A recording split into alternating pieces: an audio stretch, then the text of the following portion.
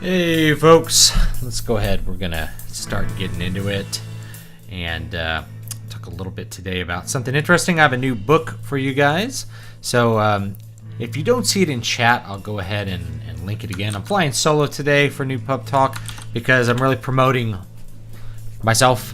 And I just wanted to talk directly about some of the content that's in this book. This book is called The Keys to Prolific Creativity.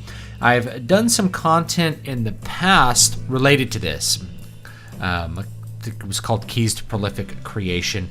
This is now a couple of years ago at this point that I did that content, but it was a couple of guiding principles that really, I think, were very useful for me, and some of the things that I really sat down and figured out about how do I actually manage to put out stuff. Because this is one of the things that people have noticed about me, especially I guess other artists that are in the field, is that I tend to come out with a lot of stuff, not just a lot of books, but I put out a couple hundred YouTube videos every single year. I put out blog posts. I do music, put out albums every once in a while, an album recently. There's older recordings that I can't really put out due to various copyright issues, but I do a lot of stuff, right? And so how do I do all that stuff? Like, I put out as many books, or I put out as much books as like a standard person, and at the same time I'm also doing 200 YouTube videos a year, live streams, and putting out music too.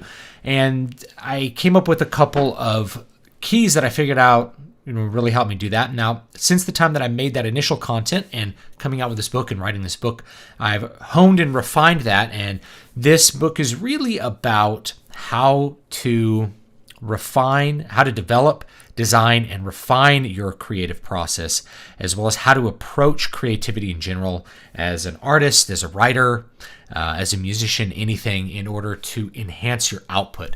The goal here is to make you a high output machine, not to somehow find inspiration out of thin air. And there's a couple of things that I'll address with that. So hopefully you guys are doing great. I see that there is some people in chat, and I really appreciate it. Hardwick, I am going to release a physical edition. I can't offer a physical edition for pre-order. You just can't do it. I don't really know why, but you can pre-order the ebook. Now, the main reason I do pre-orders, because they don't really matter that much, and they can actually kind of harm your rankings because people will be slowly buying it over the next month. Is it sets a fixed timeline, and this is actually one of the things that I talk about in the book, is having an end point to whatever your project is, a deadline. Having deadlines is really important. So that pre-order is a deadline for me to get the book edited, get any kind of proofreading done I need to get done, get the cover designed. Obviously, I have designed a cover. I actually designed it a couple nights ago, vacillated on whether I wanted to keep that cover, and then just decided to go with it. Design a cover for the physical edition, get it formatted, get it uploaded, and then get all the promotions ready. So it sets you on a definite timeline and gets the ball rolling down the hill. It's really advantageous to have deadlines, and so that's one of the things that I talk about in the book. Artists who don't have deadlines or refuse to have them never come out with anything. They have a major problem with output generation, and so it's incredibly interesting, or it's incredibly important to be able to create a fixed end point, not just in terms of a goal, but when you are going to achieve it.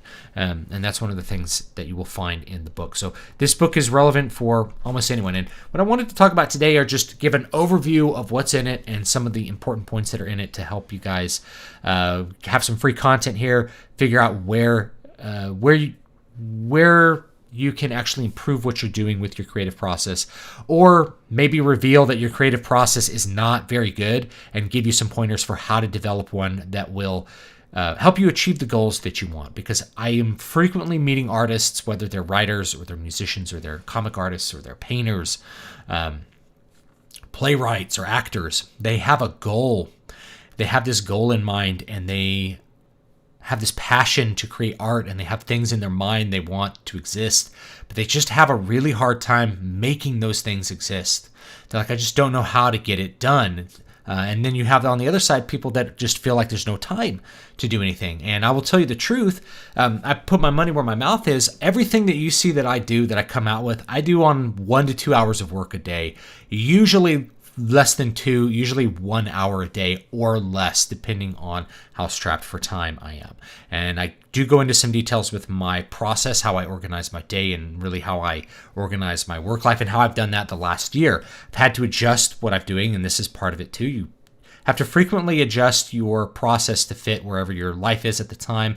Sometimes you have to shake it up and change what you're doing because it starts to become boring, and you have to just do things a new way so that it continues to be interesting. But for me, my life is so jam-packed with family and other important obligations that all of my creative work happens on about an hour a day.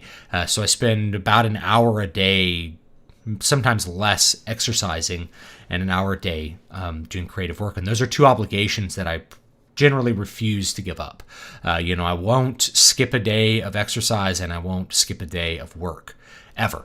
That's every day, 7 days a week. I've toyed with the idea of taking Sundays off, but, because I'm only doing an hour, it's not that big a deal for me to just, hop in front of the computer and try to slam out some words on this. So the thing here, let's start with a big idea. So there is this idea that there's this magical thing out there called creativity, and you either have it or you don't. And this is not a correct view of creativity, in my opinion. Creativity is much more like a muscle that you have to exercise. And as children, if you look back and think about when you were a child, children have excellent creativity. Their imaginations are just going off all the time, and you were probably a very creative child. But through the process of growing up, we have our creativity systematically beaten out of us by a school that makes you sit in a little row and do things a certain way over and over again, 8 hours a day for 13 years of your life. So people graduate from school having their creativity literally destroyed. I mean, not literally, but because you can't touch creativity, so it wouldn't be literally, but they have their creativity destroyed by a system. So finding it again seems difficult and amorphous, but the way that you find it is through the creative process. It's like an atrophied muscle, and what you have to do is just exercise it. And so if you've ever had a cast on your arm, if you break your arm and they take the cast off the arm, and then your arm is like all, kind of shriveled up, like you have two sized arms, and like one will be like skinny and one will be like big. You have to exercise that arm to build those muscles back up. It's the same thing with anything mental in your brain, especially creativity. You have to exercise it. You have to work it a little bit. So being able to create a process where you are trying to be creative, where you are exercising your creativity, however poor you may view it, will actually enhance your creativity over the long run. So again, first thing to get out of the way is that creativity is not magical. It is something that you exercise. I might be a more naturally creative person than other people, but part of that is that I was very, very resistant to state education, and I never stopped imagining things, and I always refused to do things the correct way.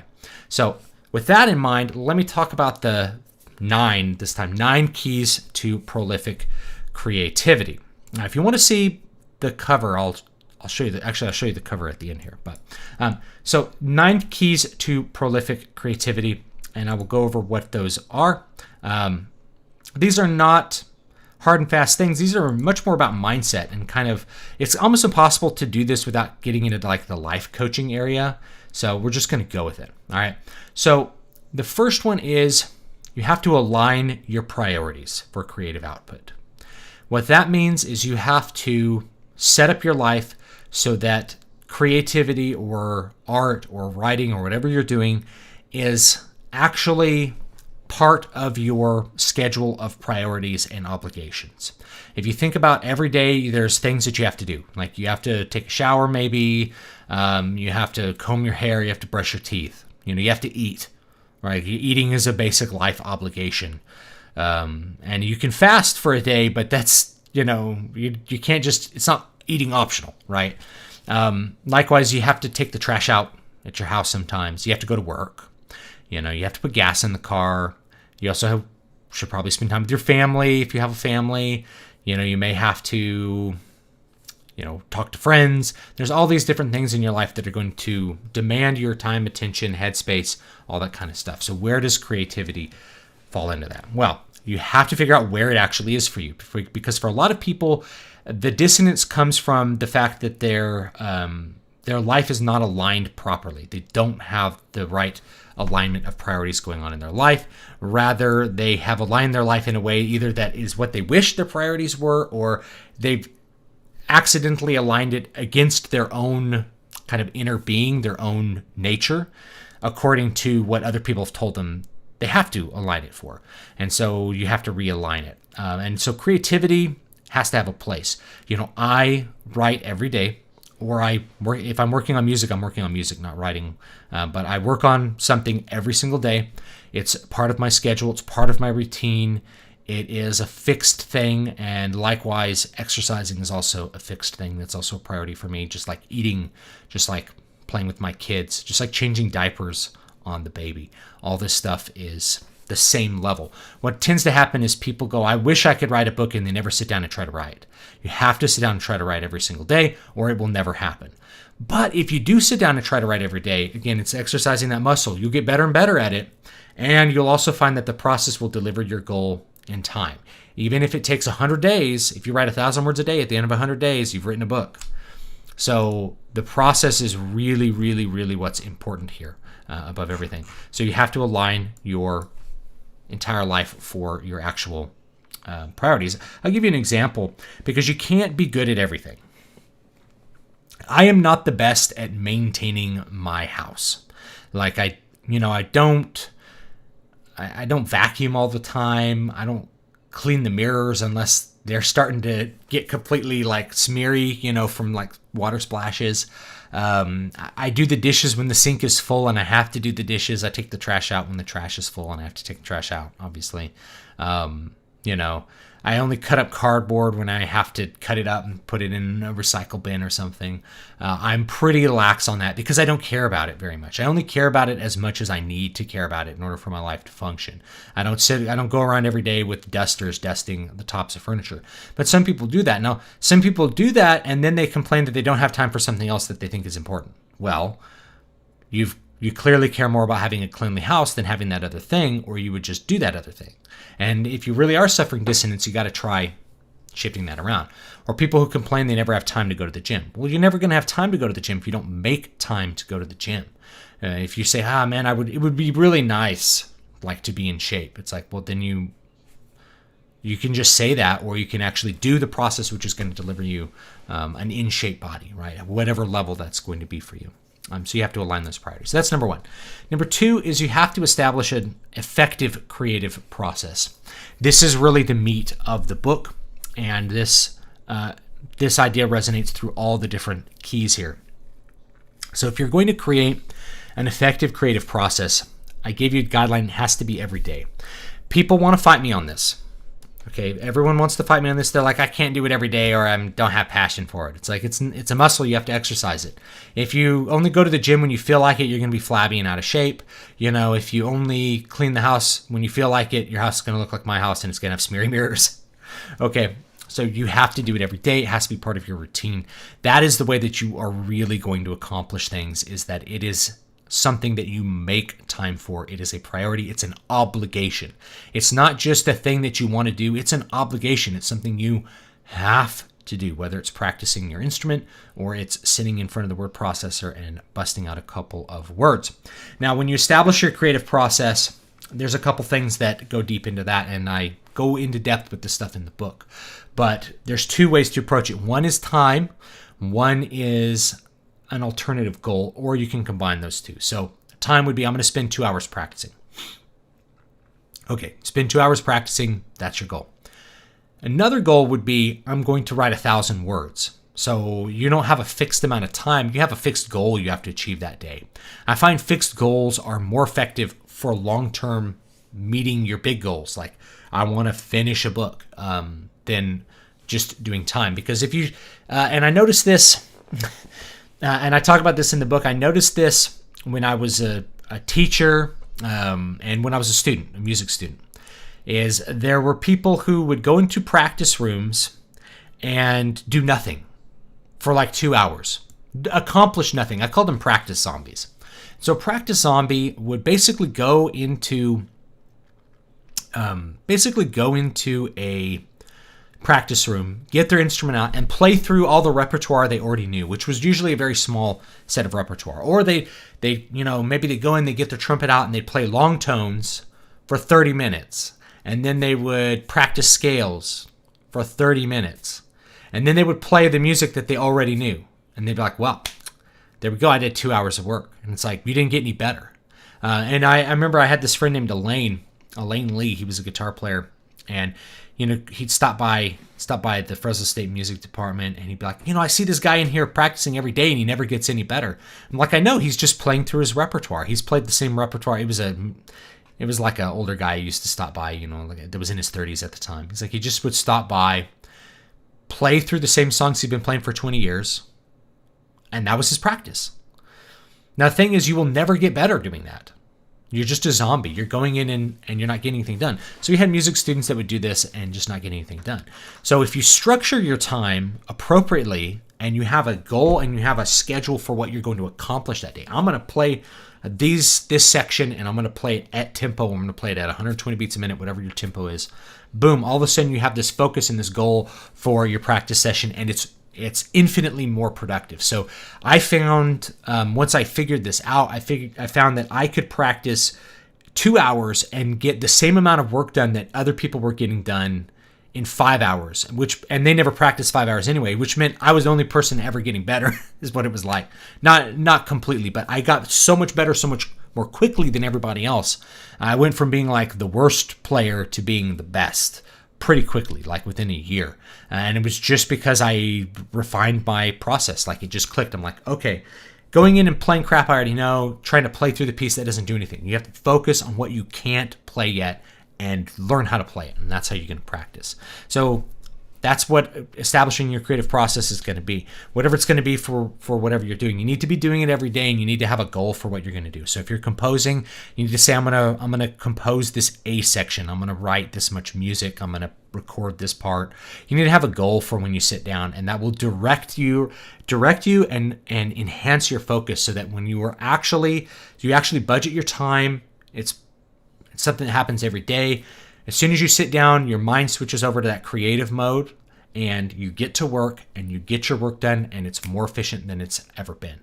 So getting it done every day and having those goals, that's the two most important parts of a creative process. What you do beyond that is largely up to how you are going to refine your own process, because everybody's different. Some people really need to be doing different things every day. Some people really need to structure their time in different ways for them to work. Like, some writers need to do a pre-write. They need to sit down and outline before they write. They need to do a warm-up. I don't do that, right? I just sit down, open up the document, go to the last line that I wrote, read it, and then begin the next part. Because I have all of that in my head. Like, my head easily contains all the stuff that I've written prior to that. I know exactly what I'm doing, and I also have it pretty heavily outlined. Maybe I have to go back and look at, like, whatever outline I've written, whatever event sequence I happen to have written down, and that'll remind me what I'm doing. So that's something that you're going to have to figure out for yourself, but that's the big one. You need to do it every day. You need to have some kind of focus to what you're doing. Otherwise, you're just going to waste your time. If you open up a word processor and spend an hour writing and 100 words come out, you know something's wrong with your process. You need to refine it. You need to fix it. So key number 3 is actually establish effective goals. Now, this is different from the little mini goal that I just talked about. We're talking about big goals, right? People say, I want to write a book. Well, what the hell does that mean? I'm going to write a book. Well, how long are you going to take to write it? So establishing an effective goal really involves a couple of things. So it involves deciding what you're going to do, when you're going to do it, how you're going to get there, what the product is going to be. It's going to be all of those things. And if you ever done like SMART goals as part of business, which is like, it has to be specific, measurable, time bound. So that's the big one. Time bound is a big one. You need to have a deadline, and that's going to help focus your goals forward and to teach you to actually do it. It'll help you refine your process, because if your process is not moving you towards your goals, that's when you know it's time to revise the process. Just as an example, go back to practice zombies, sitting around practicing scales. So there's this belief, and it's just this orthodoxy in music, that you got to be playing scales all the time. That you got to go through and you got to play all your major scales every day before you can play any music. It's stupid. First of all, you never see those major scales in the music. The major scales are there as a teaching tool.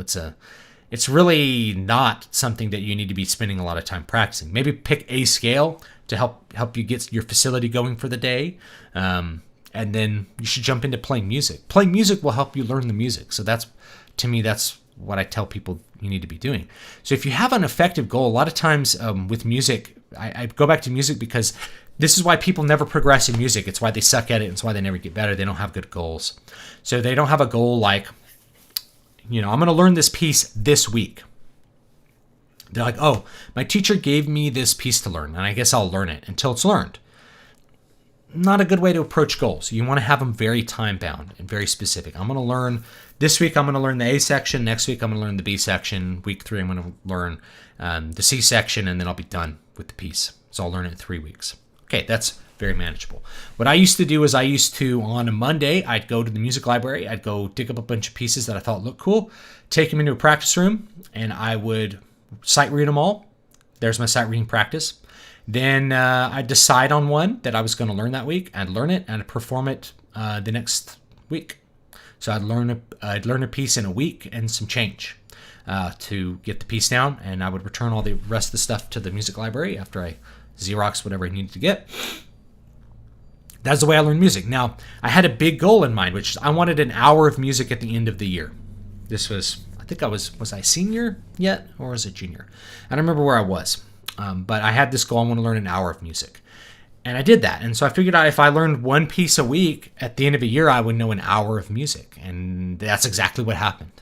I learned a piece a week, and at the end of the year, I knew an hour of music. And then at the end of the next year, I knew 2 hours of music plus, because I got better and better at what I was doing. And the music got better, and the music got more difficult. And it just was a really, really great way to approach it. I had a great set of goals. So if you're going to write a book, you should look at your process. Hey, I can write 1,000 words a day. Can you write 1,000 words a day? Or commit yourself to writing 1,000 words a day. Say at the end of 100 days, that's when my book is going to be. So you pop up on your calendar. You're like, I'm starting on February 12th. I should get done in 3 months. So I should be done in, by the end of May, I should be done. So June 1st, the book is done. And plan it that way. And if you see that you're not making progress towards your goals, you need to revise your process. And you can do that continuously to make your goals and your process completely line up. A lot of times people are very bad at setting up goals. They don't connect the goals in the methods, and they don't set up the goals for success. And they can't define success or failure either. So key number 4 is the growth mindset. Now we're going to talk about more life coaching stuff and mindset stuff. This stuff's very important though. Now before I get to this, let me quickly check the chat and I'll respond to anything. Creativity is important more than ever when it comes to movies in an age of remakes. Yes. Any other kind of reimagining of a property one can think of? Yeah. Let's see here. The creativity book is certainly a nice surprise. I thought the next book was going to be the sequel to City of Silver. It's going to be that will be the next one. I wanted to do this one because I wanted to do nonfiction. I needed to do something different. And so that's part of what keeps you excited, is you got to be doing different stuff all the time. That's part of the growth mindset. Has there ever been a time when you wrote full-time about 8 hours a day? And so how much were you able to write per month that way? Only for limited time, like a couple days, or a couple weeks. So I did have a couple weeks where I could write about 8 hours a day. Like it was between when I moved to LA, and then I didn't have a job for a couple weeks because I couldn't start my job then. It was a teaching job. So I wrote about 5,000 to 10,000 words a day. So to put that in perspective, a book, my shorter books, I could have written 2 a week. These are like 30,000 words, 20 to 30,000 words.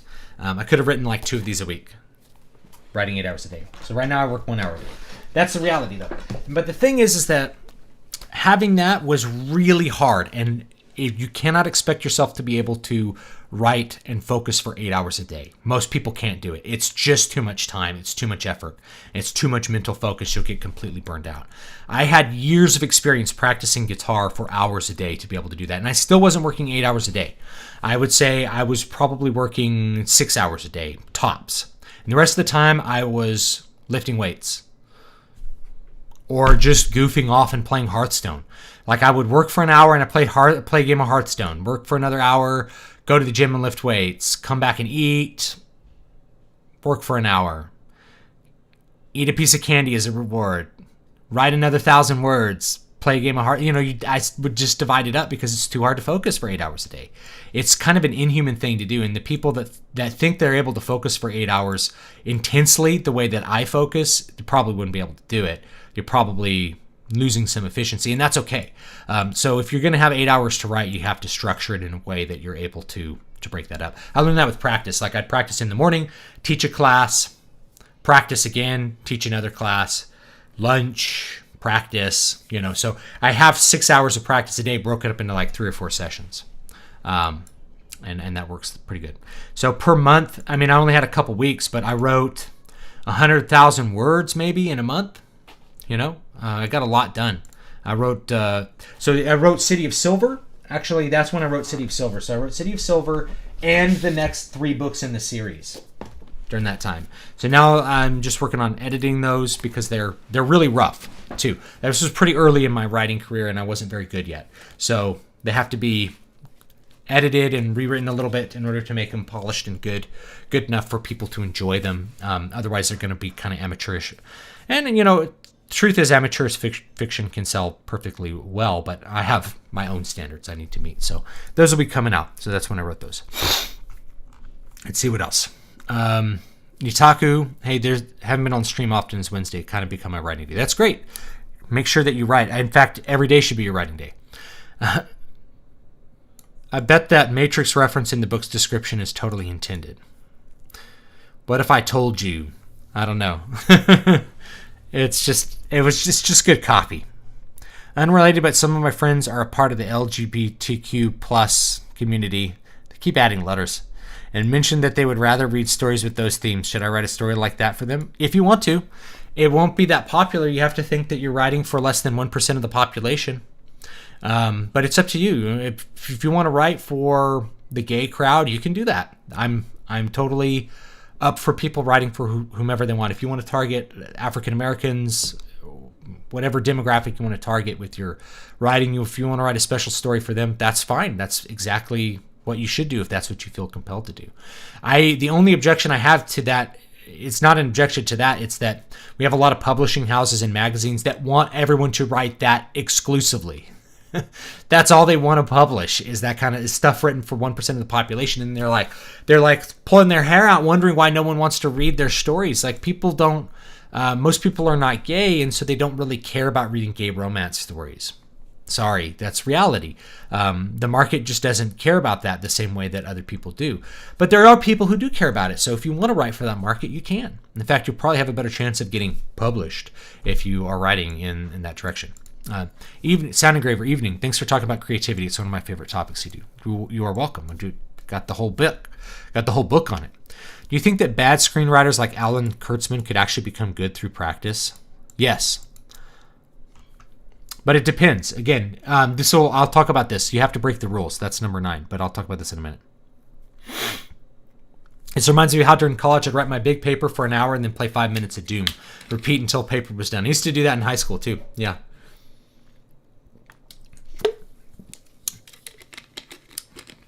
Yeah, it's just good copy, doing the Matrix reference. It's good copy. If you ask a question, people are like, well, I want to know the answer to the question. They'll keep reading the description. I'll probably do some videos in the future on just like writing good copy. Anyway, so let's move on. Okay, key number 4 is the growth mindset. Growth mindset is understanding a couple of things. Number 1 is that you will be better than you are now. Number 2 is you're better than you were. So you're better than you were and you're not as good as you will be. Meaning everything you do should be moving you forward. And you should always have a feeling of forward momentum in what you're doing. And if you hit that brick wall and you feel like you're not getting better, things start to become boring. So you need to have a mindset of, got to try something new. Here's how this really works, is that you're going to fail at things. That's just how it is. The first time you try something, you're going to suck at it. The first thing I wrote, first time I tried to write a novel, or the first novel I wrote, I think I was 19 when I wrote it. It's bad. Occasionally I go back and I try to read it. But I had to make that effort. I had to try that once so that I knew what I could do better later. So each thing you do will have successes and failures associated with it. If you write a book and people don't read it, that's a learning experience. So all failures are an opportunity to course correct. If you fail to meet your deadline, that's an opportunity to revise your process. If your product doesn't come out meeting the standards you want, that's an opportunity to revise your process and improve what you're doing. If you come out with something and it's not popular, that's an opportunity to rethink what you're doing and maybe change your marketing or change the product itself. Every failure is an opportunity for growth. Every success is also an opportunity for growth because that's something you can build on. You know, I've learned this. So I'll probably write more horror this year because the horror books like Eyes in the Walls, people really like these. And I like writing horror. I love reading horror, but I didn't have in mind that I was going to be a horror writer until I started writing this. So I'm going to come out with way more horror this year. You got to build on the successes. And I'm also going to be breaking the rules and doing other. This breaks the rules. This breaks the rules. I'll talk about that. So that's the growth mindset. It's really important that you are doing that. And you have to. Another thing about the growth mindset is growth is painful. So the trauma that you have in your life makes you better. The failures that you have in your creative endeavors make you better. It's kind of one of these things that's like if. How could God be real if he lets bad things happen to good people? Well, the point of life is to make you better. You grow through trauma. It's to bring you closer to God is the classical answer, is that bad things happen because that makes you better, The burdens and difficulties of life improve you. They don't destroy you. Anything that doesn't destroy you makes you stronger. That's a Nietzsche quote. That which doesn't kill us makes us stronger. And that's part of the growth mindset as well. Number 5 is Key number 5 is what I call the professional mindset. This is a really important one, and it's going to be very important for people who are a little bit new to writing or to music, or to maybe you just graduated college.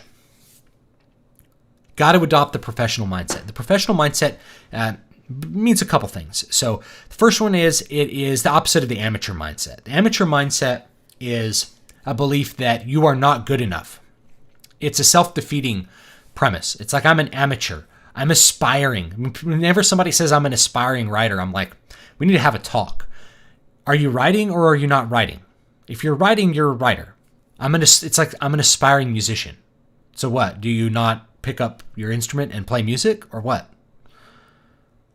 You walk into the room hoping to pick up your guitar and play music, but it just doesn't happen. No, you're a musician. So you're a musician, you're a writer, you are what you are. Own it, embrace it, be that way.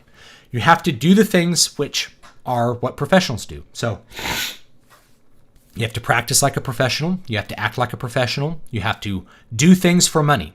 So your goal, whenever you're doing something, is some sort of monetary return. Now, that doesn't mean it's just monetary return. It just means that what you're doing, you view it as valuable in a monetary sense, that you are going to receive, even if it's just a little bit of money, you're going to receive something back. Because what happens is people who are in the arts, they get taken advantage of. This is really, really common with musicians, more than anyone, is that musicians get asked to perform for free. They're like, well, you'll get exposure, or you can sell your CD by coming and playing here. No. If I'm providing value to you, you will pay me for it. End of story. I never played any free gigs after like the age of 20 or something, right? I always require payment, because otherwise that's a person signaling to you that you're worthless, that they don't consider you professional. Well, they can get somebody else to play for free and waste their time. And even now, like as far as live performances go, it's not the way that you're going to sell a lot of records as a musician. It's a much different business now than it was 20 years ago. But So that's a big one. You have to kind of look for money with it, and you should act like a professional. And people will treat you like a professional if you have a good website, if your product is good, if you complete your projects on time and under budget. I always say this: if you are not completing your projects on time, you're not a professional.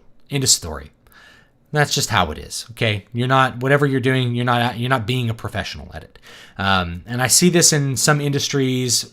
Like there's a whole bunch of indie comics that took months and months. They were a year late or more in some cases. In some cases, they got funded 2 years ago and they still haven't come out with it, and they're never going to come out with it. That's not professional. That's not a professional attitude. That's not expressing the professional ethic.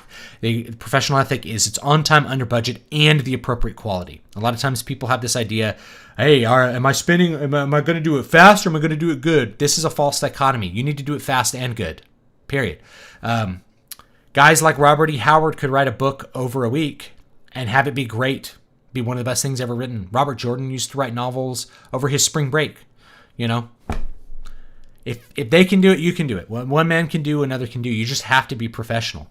And so when I see people spending months and months after when they said they were going to come out with something, still not come out with something, it just means to me that they are massively misfiring on all these other things. They don't have effective goals. They're not meeting the goals. They don't have a process that's working towards those goals.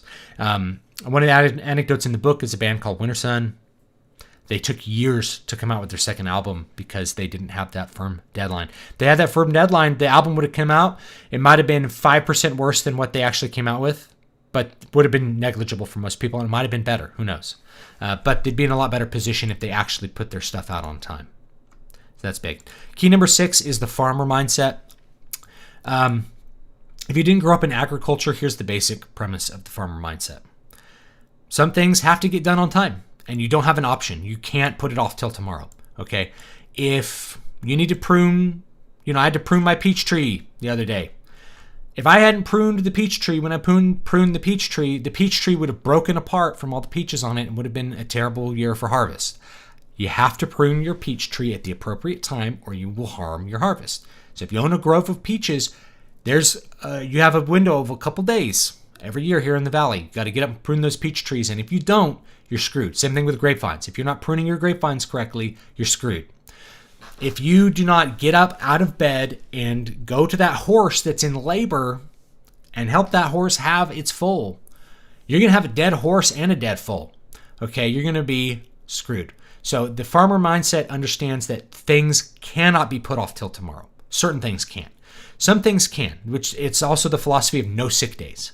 You just never have a sick day unless you have cancer or you get shot. You're severely ill and throwing up. That's when you can take a sick day. If you have a cold, sit down and do something. Work that little bit more. And if you have a deadline coming up, you're going to have to figure out a way to soldier on through it. And part of the farmer mindset is understanding that whatever your goal is, wherever your arrival point is, it is merely the accumulation of all the steps prior to it. It's you achieving on time and of appropriate quality everything you've done before it. Again, bodybuilding is a great analogy for this. If you watch something like the Mr. Olympia stage, when that guy comes out, when that bodybuilder comes out, you're looking at years of work, but the previous year of work, building muscle in a specific way to produce the physique, dieting a specific way. And if that person's not conditioned well, it's because they didn't do their diet correctly. And it could be that they messed up 2 days of their diet. And it's just that little bit of extra subcutaneous fat that makes them look soft. They didn't take their diuretics right and they look puffy.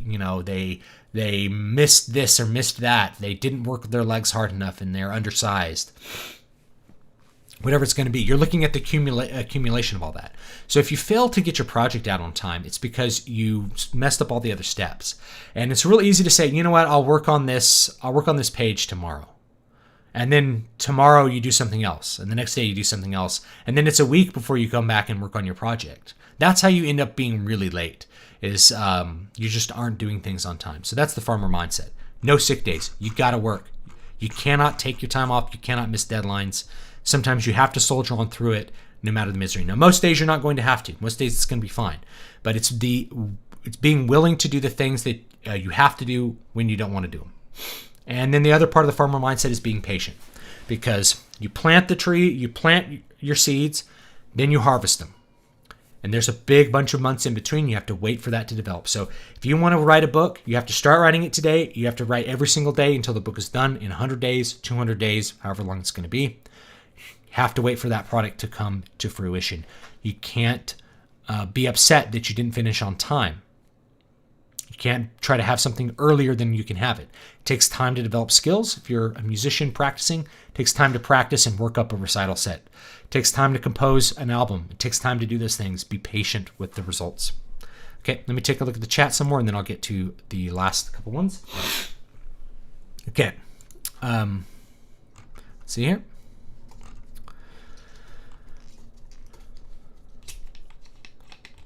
Why do you think critics thought the narrative dead ends of The Last Jedi was creative? Are they subconscious nihilists? Yes. Not subconscious, I think they just are. Might you release a Christmas spectacular each year, featuring all you've written in that year? That's a good idea. So that people that buy one every year could have a matching collection of work. Now, this year would be way smaller because the other Christmas spectacular is like a huge number of things, but it's a good idea. It's a good idea. I was thinking about maybe doing one that had a bunch of authors, so it would be like an actual Christmas collection. Have you ever had writer's block? I have, but what usually cures it is I know exactly what's happening in my story. So usually writer's block happens because you don't know what's happening next. Is Space Marine a dead genre? No. I think it's pretty hot, actually. I think it's still hot. Let's see here. Would you be interested in writing a horror novel to follow Sam Raimi's three rules of horror? Number 1, the innocent must suffer. 2, the guilty must pay. 3, you must taste blood to become a man. I already wrote that. It's called Eyes on the Wall. And you can get it for 99 cents for the ebook on Amazon. Or I think $3.99 or $4.99 for the physical edition. So, already did it. Although I didn't follow those rules. That's just what happens in that book. I didn't think of that when I was writing it. This new year, I'm releasing music every month. Great. Either a single track or an album. I'm inspired by your prolific writing. Good luck to you on your book release this year. Thank you. I think that's great. When I was, I've toyed with how I could try to keep music going, because I have a bunch of ideas in my head and some stuff I put down on tape. I really want to work on it. I just have such a queue of work. It's hard for me to decide what to focus on. But I know I really need to just focus on one thing at a time. That's how I work best. But doing now might be actually a good time if I were to just take a week and just come out with a song, just work on a song for the next week or two and come out with it. Then I can disengage from music and go back, edit this thing, put it out, and work on the next book. Like in between each project, maybe work on a song. That way, like something's coming out every month or every other month, and then by the end of the year, there's like an album, So that could be, it's something that I've been toyed with trying to put into my process. But that's good. If you have a goal, like I'm going to create a track every week, and let's say you're working on something for the week and you just don't feel that good about it. This is another part of, you got to finish it up. Do your best to finish it up and make it a complete thing, even if it's something that's not as good as your other tracks. It's finished, and then you put it out and let people see what they think about it, and they may like it, and you may not realize how much people like a song that you don't like that much. But the process will give you a whole bunch of things to choose from when you want to do an album. You're like, I want to do these 10 tracks or these 20 tracks or whatever it's going to be. You're like, I'm going to pick the 10 best ones and put that out as an album. That was my original impetus for my album, and then I ended up putting everything on there because I'm like, everything I feel like has value from the space that I was in when I wrote it. I think I only left out like 2 songs that I did during that time because everything was I felt like fit, and I had to pack the album. It was like an 80-minute album. How long do you let an idea bake before you set your work deadline? So here's how I do deadlines. So for the drafting process, I'm very loose with deadlines. I really stick to the process though. Like I write 1,000 words minimum every day, and when it's done, it's done. Now, because I've done shorter books last year, that means that I can get done with the book in about 2 or 3 weeks time, which is really easy for me, despite being very, very busy. And then I can work on the other things in it. But once I finish that draft, then I design a cover. And once I have the cover and I have the draft, I set the pre-order date, and that becomes my deadline. And I set that deadline based on my experience in knowing how long it takes for me to work up a file for release. And then that's just how I work. So if I know exactly how long the draft is going to be, it's easier to know when I'm going to finish, and that's kind of my deadline. But once I set that pre-release date, once I set that pre-order date, the clock's ticking. I like to have the clock tick in the revision and publication phases, because that really focuses me on that, because otherwise you start to get cold feet. You're like, it sucks. Oh man, this sucks. I shouldn't put it out. It sucks. Because it's just a natural thing to have some insecurity about what you're doing. So having that timeline for me, it forces me to come out with something. And I actually wish I'd done this, because there were several books I wrote. I think in like 2018, I wrote a couple books and didn't ever put them out, because I was like, I'll put them out later. I should have, designed the cover and started that clock ticking, or hired a cover artist and started the clock ticking so that I could get the book out. Diuretics. Somebody said something about diuretics. Is that what I think it is? A diuretic, it does not cause diarrhea. No, a diuretic makes your body flush out water, so like caffeine. It's something that they do in bodybuilding in the day of the show to get out all the subcutaneous blood volume, so that their skin's real thin and you can like see their muscles and veins better. It's actually one of the things that's probably one of the most dangerous substances in bodybuilding is diuretics, because if you use them too much, they'll cause kidney failure over time. That's what happened to Nasser al-Somebody. I actually talk about that in the book.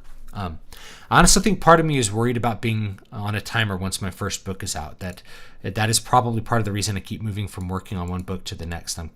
I'm correct. Well, you gotta finish one and put it out.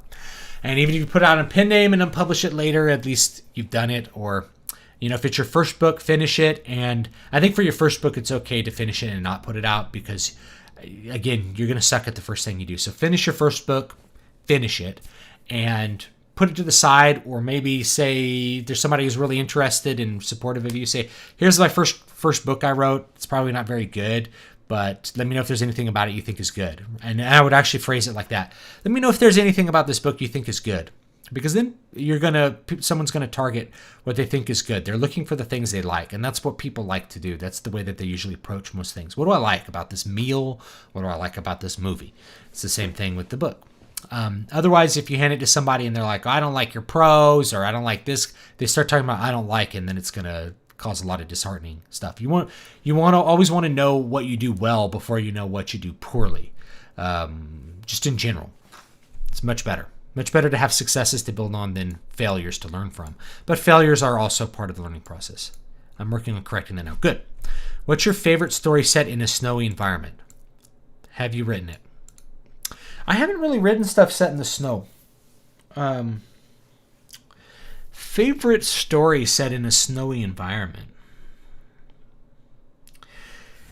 I'd probably say sections of Midnight Tides by Steven Erikson, where they're like going through the snow and these wolf creatures, like werewolf creatures, are attacking them. These like shapeshifters. It's really intense. Steven Erikson's good at writing those extreme environments. So you mean to say to cure writer's block, you got to have concrete plan or outline? It really helps. If you don't know what you're going to do next, that's usually what causes writer's block. So if you find yourself with writer's block, write down an outline of what you've done so far in this story. This will really help. Write down an outline of what you've done so far, and then where you're going. What's the end of the story? And then start connecting the dots. And maybe you have to back up a scene or two. Maybe you have to throw out the last few things you did, or back up to somewhere else to make it work. Like, if I added a scene here, then this next scene is going to make sense. It'll start to become clear. If you have a plan, it really helps. The people who say that they're discovery writers, or I got to write by the seat of my pants. Some people are like that, and that's what excites them. is to write by the seat of their pants, but it doesn't work out for most writers. Everybody has to have a different degree of pants writing. I'm more outlining than I am pants writing, but by no means do I heavily outline it. Most people, when they see my event sequence, they're like, that's the outline you do? I'm like, yeah, that's the entire story. They're like, there's almost nothing there. I'm like, every detail's in here. I don't write down every detail. It's all in my mind. And I can remember all of those things. It's just part of who I am and how I work. Is your writing actually lucrative for you? How much has your channel helped? I mean, that's a hard one to answer. Yeah, I mean, I make money on it, depending on the month and what I have coming out. It's highly variable. So if you're looking for consistent income, it's pretty hard to do it with writing. You can do it, but you have to come out with work consistently. So if I'm really gonna do it well, and it's very hard for me to do it well because I'm only working an hour a day, but if I were gonna really do it well, I would be coming out with a book every month, and everything would be a series. So I'd have like 2 series, and they'd be like 20 book series each of them, and you come out with 1 book a month. You'll make like $50,000 a year doing that. But that's not what I love to do. I have to do what I want to do, because if I'm doing something that I don't like to do, I'd rather drive a truck. I'd rather do anything else. I have to love what I'm doing, or it doesn't work for me. But you can do it. The channel helps. The channel doesn't help.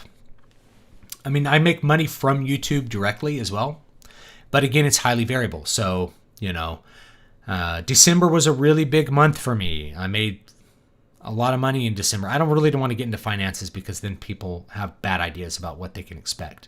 Keep in mind, I've been doing this for a long time, but you can make a lot of money if you want to, and if you're really good at it. But then if you don't have anything coming on the next month, it could be low. And Januaries are really bad in YouTube. So my YouTube revenue went down by like 70% from December to January. That's not that unexpected. I plan for that. Anytime it goes up, I plan for it to go down. What goes up must come down. Why do you think the ancient Greeks thought that creativity was something divine, personified in the muses of Greek mythology? Because it is mysterious. Imagination is mysterious. What makes us imagine colors in places that don't exist? It is somewhat divine. That doesn't mean that it's not something you can't harness and make work for you. Just because it's something metaphysical doesn't mean it's not something that you can make work in the real world. How do I deal with the anger and sadness I feel about your productivity book delaying your fiction? Just wait. Be on the mailing list. More of it will come out. I felt like it was a good time to do this. I felt like a lot of people could get something from this, and a lot of people who don't want to sit around and watch video content on this can just read a book on it. I'm trying to make sure there's no fluff in this book. It's only going to be like 30,000 words, pretty short. So it's just the meat. Let me talk about the other points, and then I got a super chat. Do you jump around in the story when you write as you get ideas? I get inspired for certain sections at certain times, not in order. Am I a planner? So I think it's fine to jump around, actually. So lots of screenplay writers like to do this. And I've done this when writing screenplays with a partner. So we have a scene in mind, we just write that scene. I know Joss Whedon, that's what he does. And I think Kevin Smith does that too. So there's a couple of well-known writers that jump around. They have a scene that's on their mind. That's what they're feeling passionate about. They're like, strike when the iron's hot. I'm going to write this part that I'm thinking about.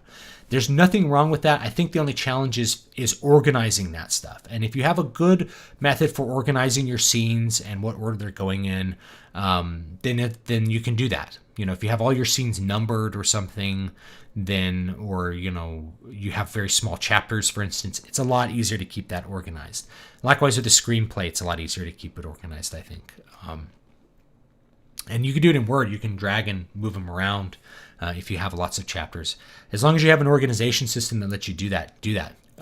Go with what works for you. Now, I don't do that. I write linearly, pretty much without exception. So I don't do that, but I know lots of people who do. So don't be afraid to try it out. And if it doesn't work, if it's causing too much confusion, you can always go back to writing linear. There's no disadvantage to trying that out. And sometimes if I have a scene, if I really have a lot of visions for a future scene, I'll just write down some notes about that scene. And then that way it's out of my head, and I've put those thoughts to paper, and I'll remember them later, and then I can go back to my current task. That's what works for me. Okay. So it may work better for you to jump around. It's totally okay. All right. So key number 7 is avoid perfectionism. This is the only one that I put in as a negative rather than a positive. And the reason I put this in as a negative rather than a positive is that it's something that artists are profoundly affected with on 2 levels. One is real perfectionism. The other one is false perfectionism. Let's talk about the real perfectionism. Real perfectionism is a intense desire for your product to be perfect, and a intense desire to not show your product to someone unless it's perfect. Now, this is a thing that affects people. Sometimes people will revise endlessly, and that's when you're dealing with someone who may be affected by some kind of perfectionism. I mentioned the band Wintersun. Yari Mainpa is a perfectionist. In fact, I think he's been working on it. He came out with a whole album that's like, this is a more limited scope album I can do and feel good about it, and I don't have to worry about it being perfect the way this other one is. But it will hamper your ability to come out with products. If you are revising endlessly, you'll never come out with your book. That's just how it is. If you are constantly second guessing every artistic decision you make, every stroke of your brush, you're never going to finish what you're doing. This is why time-bounded goals are important, because they're a cutoff date. You can have as much perfectionism as you want, but when that due date comes, it's shipping. You've got to think about, like, say, a Marvel or DC Comics artist. They have a month to draw that book. Whatever's done at the end of that month, it's done. It's getting shipped. You can't do any more revisions. You can't redo any more panels. That thing's going out. So that puts you on a timeline. And when you're on that timeline, it really helps you focus on what's important and not focus on things that aren't important. You focus on the big stuff. You fix the big stuff. Sorry. Another sneeze. You focus on the big stuff first, not the little stuff. And that really helps. So you have to avoid that endless cycle of revision. I know writers that are like, oh, you have to, no, revision is where it's at. It's like, this is actually a fragile ego of talking. So this is the other half, is what I call false perfectionism. False perfectionism is actually a fragile ego, and it's a defense mechanism. It's saying, I'm really afraid that I'm bad. And because I'm afraid that I'm bad, I won't show my work to anyone. And I'll say it's because I have to make it perfect. And a lot of times, you really feel like you want to make it perfect, but what you're really afraid of is you're afraid of negative criticism about your work. And so you got to get over that. This was a thing with Robert Heinlein, is like, you must publish everything that you write. It must be published. You have to subject it to the criticism and approval or disapproval of your readers. Truth is, and I'm just gonna take a step back and I'm gonna tell you something very real. Why have I spent time talking about Twilight? I think Twilight's gone back to my bookshelf, but it's because people, and when I talk about Twilight, people are like, Twilight sucks. I'm like, yeah, I've made a lot of money though, and it spawned a film franchise. So if it sucks so much, why are you afraid to put your book out? If you think Twilight sucks, if you think Harry Potter sucks, why are you so afraid of your crap sucking? Put it out. Put it out there. People may really like your crap. You don't know. The reality is, we don't know what you don't know what a reader's going to love about what you're doing until you show it to a reader. The way it exists in your head and the way it exists to the audience are really two different things. So you have to be willing to put it out there. Here's another thing about perfectionism. Perfection's impossible. We are not perfect beings. We will not create perfect creations. There's actually an aesthetic in Japan called the wabi-sabi, which is I'm saying it very Western, wabi-sabi, but like, it's a very beautiful imperfection. That things are temporary. Nothing can be perfect on this earth. So an imperfection on like the teacup indicated the glazer only had so long to do the glaze. He only had one attempt to do the glaze perfectly. there's a place where the brush drug underneath the cup. That's a beautiful imperfection because a person did that. It's a touch of a person. And the temporal nature of things, that everything passes away, it breaks, it's like sand art, that kind of stuff. So perfection's impossible, which means if you know perfection's impossible, why are you trying to achieve it? You need to have a cutoff date. You need to decide when something is good enough. And I'll just quickly touch on the obsession with revision. If you're one of these people that thinks that your first draft sucks, it might. My first drafts are pretty freaking good. And I know because I've put out my first drafts as books, and people think that I've spent a bunch of time revising them. I know what I'm doing when I write a book. I write it. I do a revision to fix the things that I think need to be fixed, inconsistencies or things that I don't think are working, and then I put it out. I do one revision, maybe two, then I put it out. The exception is something like City of Silver, which was an early book and obviously required a lot more rewriting and revision to get it up to my current standards, to get it up to a modern standard. That's how it is. But Eyes on the Wall, I pretty much wrote it, revised it once, put it out. It shipped with typos, by the way. And I don't, I prefer to ship with as few typos as possible. It's almost impossible for me to find anybody to proofread anything I do. I do this completely alone. And I could hire a proofreading service, but they don't even catch all the typos, guys. Big 5 publishers, they ship their books with typos. I bought a new Brandon Sanderson book. There was typos on the title page. Typos on the title page. And in the table of contents, formatting errors. That stuff happens. Okay, you're going to ship probably with some mistakes. I shipped my album with the wrong file originally. And there was like this weird distortion in the middle of one of the tracks. And that's just how it was. I made a mistake. And it's okay. It's not, nobody really cares. That's the other thing. Most people don't care. They're going to focus on what you do well, not on some little flaw. They're going to say, maybe I didn't like that character, but it doesn't really affect them, So key number 8 is consume art. This is something that I think people like me who are, in some cases, workaholics, this is something that we tend to do is we tend to just never enjoy reading books. Taking time to read books, watch TV, watch movies, play games.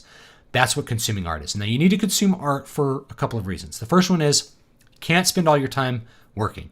Efficiency is not efficient. You will find, just as I explained with that, 8 hours a day to work, you will find that if you devote all of your time to working, your work will be less effective than if you are well rested. So if you're giving up your leisure time completely to try to write, you can do that for a limited amount of time, but over the long term, you're going to really hate trying to do this creative process thing. You're going to not work very efficiently when you do sit down to write. It's okay to read a book or watch an episode of TV or something every once in a while. In fact, that's part of my process. I put the kids to sleep. I go exercise. If it's early enough in the night, I must go to the gym. Like if it's before 10 o'clock, I got to go to the gym, period. And I have a workout set up that I can do it as frequently as every day, because it changes every day, or as spaced out as it needs to be. So if I get the kids to bed early, you have to go to the gym. If not, I go for a 5K run every day. Sit down when I get back. I have a small meal and think about what I'm going to write. Then I write. When I'm out of time to write or I meet my goals, usually I got to write 1,000 words or 1,500 words. So if I write 1,500 words, close it off, read a book, play a game, watch TV. One of those things. Then I go to sleep every day. It's the same thing. And if I have figured out if I do not take the time to unwind and do something fun for 20 to 30 minutes, I will not be able to sleep. My mind will never disengage from the act of creation, and I will just sit there awake thinking about everything. I have to be able to disengage. So efficiency is not always efficient. Your mind is like a machine, and you also have to maintain it. You have to treat it well. If you treat it like you're trying to beat it into the ground, it won't ever recover. You have to feed it a little bit of something good. And your fuel for your mind, your fuel for your imagination are those things which inspire you. Inspiration, I've decided, is not underrated. I mean, it's not overrated. A lot of times you hear artists say that inspiration's overrated. I've decided inspiration is not overrated. Inspiration's everything, but it's about how you feed that inspiration. If you are enjoying listening to music, you got to listen to music. You have to watch shows. You got to read books, and you should probably be consuming whatever art primarily you happen to be involved in. So if you're a musician, you should be listening to a lot of music, partly because you enjoy it, partly because that's going to be the tools that you use. So you have to fuel that inspiration by giving you exciting things that make you think, and that get you excited to create. Oh, I want to create something as good as that. When I listen to a really great music track, it makes me want to sit down and write music. That's an inspiration, and that's a drive. You got to grab hold of that and harness that. And you can harness it by making sure that you don't cut your leisure time out. You don't cut consumption of art out of your life. Too many writers try to do that. The other thing is you get tools from listening. So when you or watching or reading, you get tools from consuming art. So if you're listening to a song and you hear something that you haven't heard before, you're like, oh, I really like that keyboard patch. Maybe I could come up with something like that. And so get you thinking about tools. When you're reading a book and you read a passage and you're like, oh, I really like the way he worded that. Now you have a tool to use with your prose. You notice the way a story is constructed. You're like, man, this was so effective. I didn't see that twist coming. How can I write a twist that's like that in my story? So you get tools from consuming art. So that requires analysis. A huge portion of this YouTube channel is dedicated to providing analysis to people and for me to analyze things that I care about. And you should do this. You should consume analysis. Hey, what does so-and-so have to say about this book? I read a lot of blog posts by other authors talking about pulp works of the past that I really love. And I love to get their perspectives because it makes me think about my craft a lot. And you can do the same thing. And you should be, when you read a book, you're like, how did this author pull this off? What is he doing? How is this constructed in a way that makes sense? You notice I did that with Twilight. People who Twilight's not written for them because they're not teenage girls, or they're just not female, I guess. They're like, Twilight sucks. It's like, no, Twilight doesn't suck. It wasn't really written with your demographic in mind. That's not a problem. But look at how it was written and how that might actually work to serve that demographic, and maybe you could use similar tools in whatever genre you're using. How was Bella Swan constructed as a character, and why was she so appealing? Why was Edward so attractive? How was he described in a way that made the reader interested in him and made them think he was attractive without seeing him? That's really the stuff that is worth paying attention to, even in art you don't care for or doesn't really appeal to you. There's stuff to learn every time. So that's key number 8, consume art. Key number 9 is break the rules. This is the last one. You have to break the rules. That includes all the stuff that I said. But if you are confining yourself to a space and trying to follow the rules of how to write a story or how to write music, you're never gonna be excited about what you're doing. You have to feel like a maverick. You got to feel like you're innovating. You got to find something that you're doing that you think is new and interesting that people haven't heard before, and they have to see it. They have to hear it. They have to view it. They have to experience what you're trying to show for them. If you feel like an innovator, you are going to be twice as passionate about what you're doing. This is like an Arnold Schwarzenegger thing. He says there was like rule number 2 of his 6 rules for life: break the rules. Whenever somebody told me it's never been done before, I said, that's great. I'll be the first one to do it. Don't believe the naysayers was one of them too. So that's part of that. Don't believe the naysayers. Break the rules. If the proper way to construct a plot is, like I've talked about, 3-act plot structure. You don't have to write a 3-act plot structure. You can subvert a 3-act. You can subvert expectations. You can do whatever you want to do with that 3-act plot structure, or you can ignore it and do something new and original. I did this. So Eyes on the Walls breaks all of the rules. Okay. It's a horror book. It has 2 endings. I set it up so that there was a dichotomy. Is he crazy? Is he not crazy? Turns out that wasn't the ending at all. So when you read it, there's a big surprise ending at the end of this that caught a lot of people and kind of kicked some of them in the stomach with the ending here. That's because I was willing to break the rules. I was willing to innovate and do something that people hadn't seen before. And I try to do that with every book I write. I try to break the rules. I try to do something that is new and different. So it's good to know the rules, because then you got to know how to break them. You got to know how to do something that's different, that's outside of the box. You have to follow your heart sometimes. Otherwise, why would you, if someone says this is the way you have to write and then you proceed to do it, You're turning into a writing zombie instead of a practice zombie. Don't be a practice zombie. Break the rules. If something isn't working for you, throw it out and come up with something new. I know I've said a pretty hard thing. You got to be working every day. But if for you working 5 hours every other day is better than working 1 hour a day, then do the 5 hours. Do whatever works for you. Try different things out. Break the rules. If you aren't feeling passionate about what you're doing, breaking the rules will help. All right, let's take a look at the chat a little bit. I can hear my baby. Reading Voices of the Void. It's good stuff. Thank you, Smile Titans. I really appreciate that. I worked hard on that one, and that one also breaks the rules. There's no chapter breaks. It's just one thing. There's no scene breaks, no chapter breaks. It goes straight through. I wanted to do something innovative that no one had done before and see what happened. Let's see here. How detailed should your planning notes be in terms of describing the plot, chapter, etc.? I don't do chapters. I just do event sequences. That's how mine are. But yours is going to vary depending on how much detail you need to think about ahead of time. Does your book cover how to break through writer's block in the outline phase? No. Not really. That'll have to be in a different book. This is about the process in general. Why do you think people like Lucas keep going back and making changes to their stories? I think it's perfectionism. And this is another thing. When something's published, once it's set, you should probably just let it be. How does one deal with people liking their work more than they do? More than they do. I don't know. I don't know how you deal with that.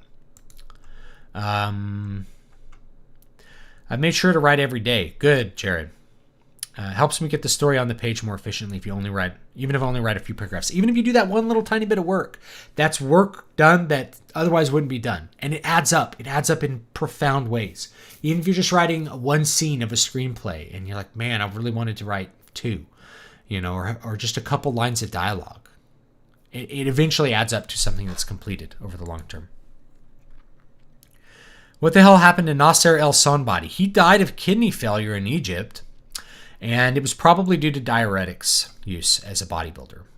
Have you read anything by John C. Wright? I have. But I'm trying to remember. No Wither?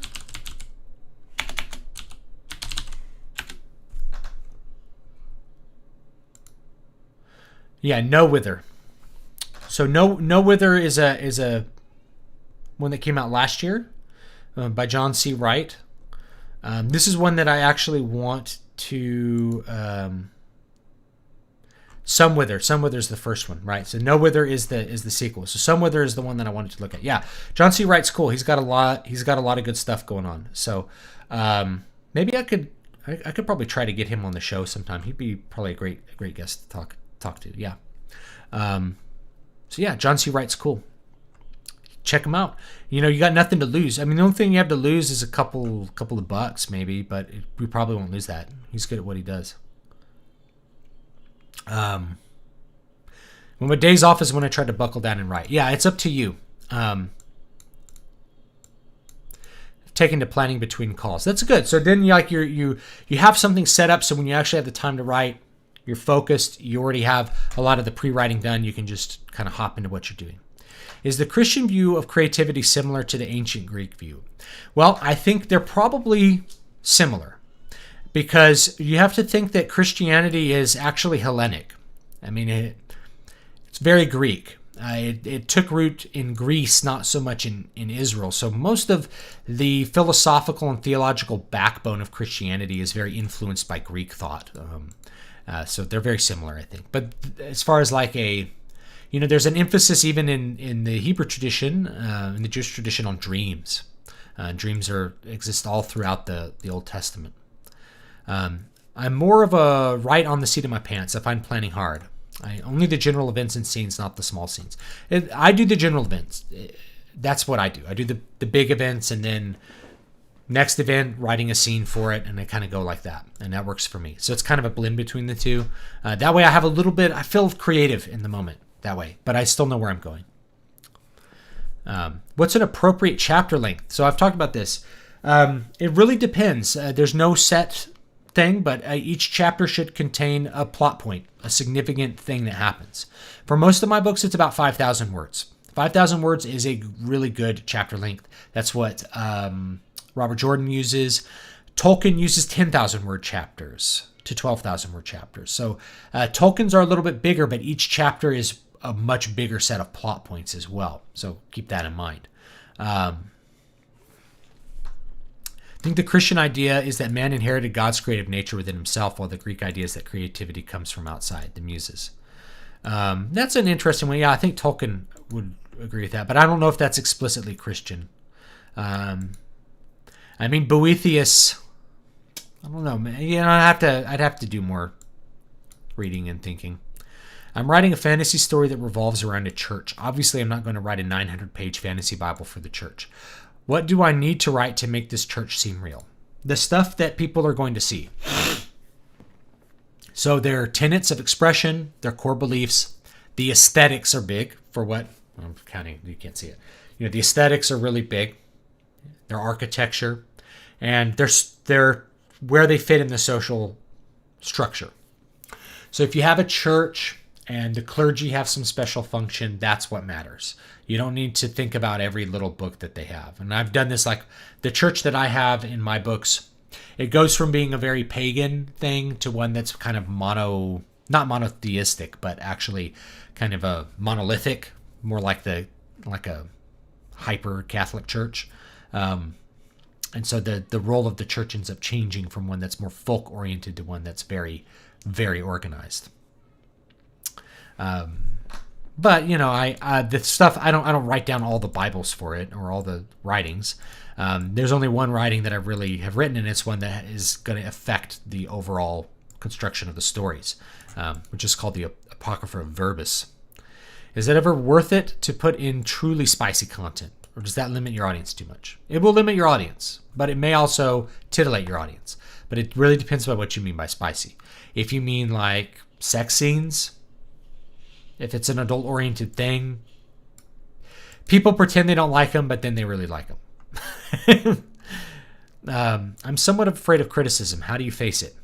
Get the strength to face it. That's a tough one. I don't know. It's hard. First of all, you have to have that growth mindset. Know that you're better than you were, and that you're going to get better still. And you also have to know that some people are just not going to like what you do. It doesn't matter what you do, right? Some people hate you. Lots of people hate me. I don't care. Because I have love in my life. You know, my wife loves me. My kids love me. I don't really need other people to love me. You know, if other people hate me, the people who actually matter love me. And this is part of the problem with like social media and online life, is that we are conditioned to think of social interactions online as being the same as those which are face to face. So we care about what people think and say about us when in fact most of those people don't matter. Do you think that reading and watching too much short form content like news articles and clips dulls the mind? I don't think so. I don't think so. Why are people like J.J. Abrams so uninspired yet so successful? Because it's a nepotistic system that doesn't reward quality. It's just how it is. I write films, therefore I watch films I enjoy as inspiration, particularly if they are in the same genre of the film I'm writing at the time. Yep, that's great. You should do that. Abrams knows how to imitate things that have been popular and effective in the past in a way that evokes the same feelings for many people. That's a great answer too. Anyway, originality doesn't like make you tons of money. Is it really breaking the rules or just following good writing principles in innovative ways? There's no profound difference. So I'll talk about a screenwriting manual called Save the Cat sometime by Blake Snyder. Awful screenwriter and awful screenwriting manual. Full of dumb rules. But the rules are there. People follow them a lot. So you have to kind of know what people are doing to know how to innovate, to just do something a little different, to kind of break people's expectations. People that write manuals often think that their word is law, and I never want to approach that. So I'm going to write another nonfiction book this year. It's going to be a lot bigger. It's going to be called Storycraft. It's going to be huge. Maybe. I don't know. But They're not rules. This is what people have done in the past and how it's been effective. So it's a set of tools that you can use, or you can try something new, or you can combine things in new ways. It's kind of like cooking, right? A cake is a cake, but the ingredients that you put in the cake are going to determine how the cake tastes, and the icing that you put on it's going to determine how it looks and tastes. So, if you want to make a lemon cake, you add lemon juice to the cake and see what happens. And maybe it's really good. And somebody's eating the cake and be like, why does this have lemon in it? It's like, because I wanted to make a lemon cake. And other people will eat it and be like, this cake is lemon. I love it. Right? So it's like cooking. Do you think of a book as a string of scenes or a string of chapters? I think of it as... what do I think of it as? I don't know. Probably I actually think of it as a string of events. Not scenes, but events. That can line up with chapters or not. Do you think Catholicism is more inherently aesthetically more creative than Protestantism? Yes. Short answer is yes. Protestantism tends to imitate the world, whereas Catholicism has really operated on its own trajectory. Now, actually, I'm gonna revise that. So if you're looking at prior to, I don't know, if you're looking at like Renaissance for sure, or if you're looking at Reformation for sure, there's been a drive with lots of Protestant churches to strip iconography out. I'm not really sure why that is, but most Protestant churches I go into, there's no iconography of any kind. There's like an empty cross with without Christ on it, which is not a bad thing. And there's always, I keep getting this weird thing that's like, well, thus he's off the cross. It's like, well, there's nothing wrong with a crucifix symbolizing Christ's actual suffering and sacrifice to me. So it's like a weird objection. Like, why would you put Christ on the cross? Because that's where he died and suffered. Right? It's important. We should have a connection with that kind of suffering. So it's more creative in that way because they've been willing to have lots of iconography and decoration, whereas Protestants have wanted to almost have an iconoclastic view of things, like really strip out the aesthetics. So Protestant churches today are very, very bare bones, whereas Catholic churches still have a lot of aesthetic symbolism. Aesthetics point to meaning. That's the both sides believe this, but Protestants think that is distraction and it should be focusing on like the words and teaching, and Catholics think that it's great to inspire and point to meaning with aesthetics. And personally, I'm on the Catholic side. Now, Orthodox have a little bit different view. They go for something less realistic. They're a little bit more, not necessarily creative, not so creative with their iconography, because it's supposed to be slightly unrealistic. Because you don't want to look at an image of, say, the Virgin Mary and feel lust. Right, that's an important thing. You want to inspire the correct feelings. So you may believe that the Virgin Mary was very beautiful, so you paint, you paint a really beautiful picture of her. But if it's something that inspires lust, then it's something that is not achieving its end, which is to glorify God and to, put your mind on, the relationship of mother and son, sacrifice of Jesus, those sorts of things. I don't need to go off on too many tangents to that, but that's a really interesting question, and you can talk about that for hours. Are there any creators that you feel particularly similar to in tastes, life experiences, or both? I feel that way about Bradbury as well as Siegel and Schuster. I don't think so. I don't really think so. I really can't fathom why anyone would hate you. It's because I said I didn't like Star Wars. That's one, right? I'm not the nicest person when people are really dishonest, too. You can find me being a jerk in comments before. But it's generally to really kind of snipey gamma males that don't really buy my books or care about me anyway. They come in wanting to be smart boys, and I rip them up and get annoyed with it. Now I usually just, move on, Can't stand Save the Cat. Break those rules. Yeah, Save the Cat's bad. I don't have any Legos anymore to do story shoots with. Creativity crashed. I have so many Legos, I don't know what to do with them now because my son loves them. So I kept all of my Legos from when I was a kid, and then we have all of his Legos. So there's right now, instead of his schoolroom being full of schoolwork, we're doing schoolwork in the playroom because all the Legos are in the schoolroom. And it's like, giant Lego war with all the castles, and he made a demon lord. He made this demon lord out of all of these parts that like rules over all the bad guys. I'm like, where he comes up with this stuff, but he's so creative with it, and it's so much fun. Missed your second super chat. I didn't see it. Oh, how do you write a book that people will reread? I have no idea how to answer that. My guess would be make it really good. Make it really good and people will want to reread it. And I would say if you make it really good and you have deeper meaning to it, people will reread it. They reread 1984. They reread Lord of the Rings. Those have deep levels of meaning to them. They even reread The Dark Tower by Stephen King because it kind of pretends to deeper meaning. It piques your interest towards that kind of ethereal writing that he did, especially in the first book. So make it good and have meaning.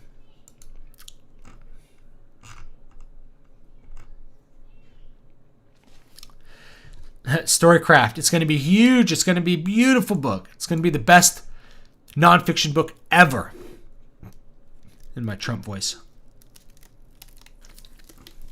Some Baptists say the cross is blasphemous, or some such. The crux is commemorating his death rather than his current reign. It's blasphemy. Jesus said you have to take up your cross and follow me.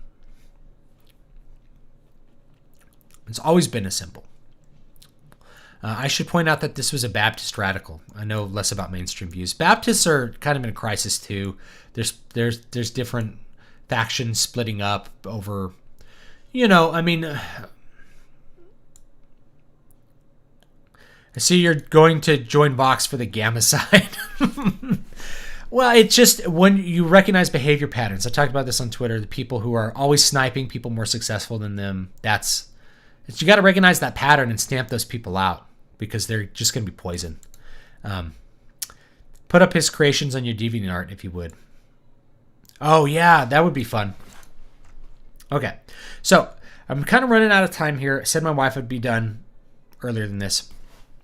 Here's the book. I'm going to link the book again. It's called Keys to Prolific Creation. It's going to come out on March 20th right now is when it says it's going to come out. I may change that date, and I haven't been official with it because I may have something going on the 20th. So check it out. It's $2.99 for the ebook. I will have a physical edition out, so you can buy it. It's not a super long book. It's very condensed. It's very to the fact. I feel like most nonfiction is very fluff, and I tried to cut out as much fluff and only keep in examples that I think illustrate my points really well, rather than like to wax poetic for pages on end. Why are the Japanese so creative, yet their society is so conformist? Maybe there's something in that contrast. Like if you have a really highly regulated society, like a society where people really have it's very ordered. If you have a very ordered society, then you are, and you also have an acceptance of creativity in the arts. You're free to really experiment and imagine things. People really like escapism. People like imagination in Japan, I guess. So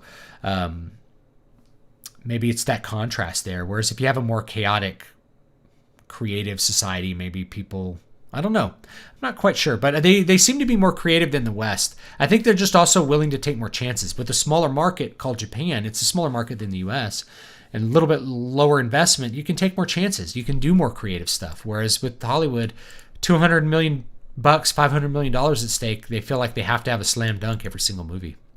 Regarding someone's question about rereading, I think that some twists can make people want to read the book again in light of the new revelations. Hopefully I did that with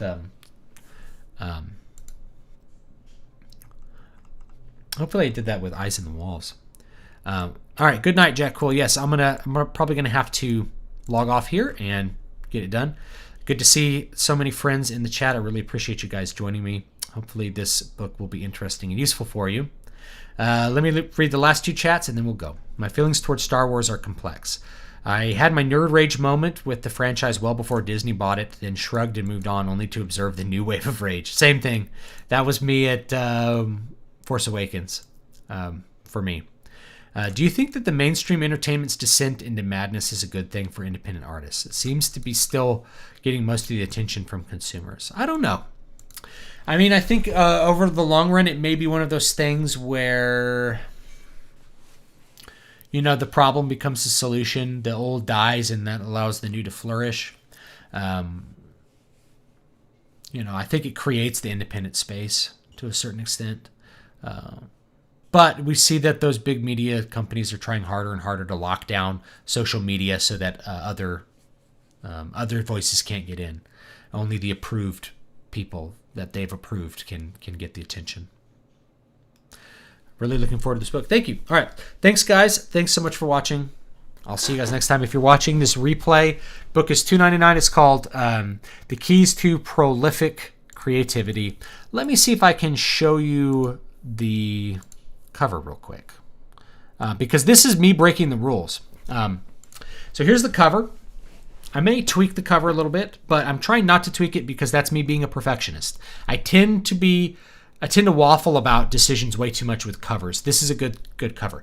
This is not a nonfiction cover. This is not the way that most people would design a nonfiction cover because it's not boring. Now, usually you'd have the text take up most of the space. It'd be a light color, not dark color. You wouldn't use these serif fonts. You'd use sans serif fonts because that means nonfiction.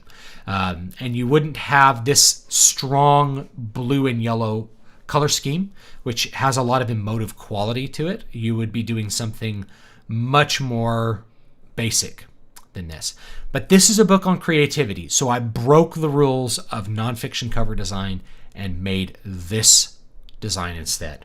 Okay, I broke the rules to get people's attention. I broke the rules to communicate what's in the book, and I will break the rules to get people to buy this and see what's going on in it.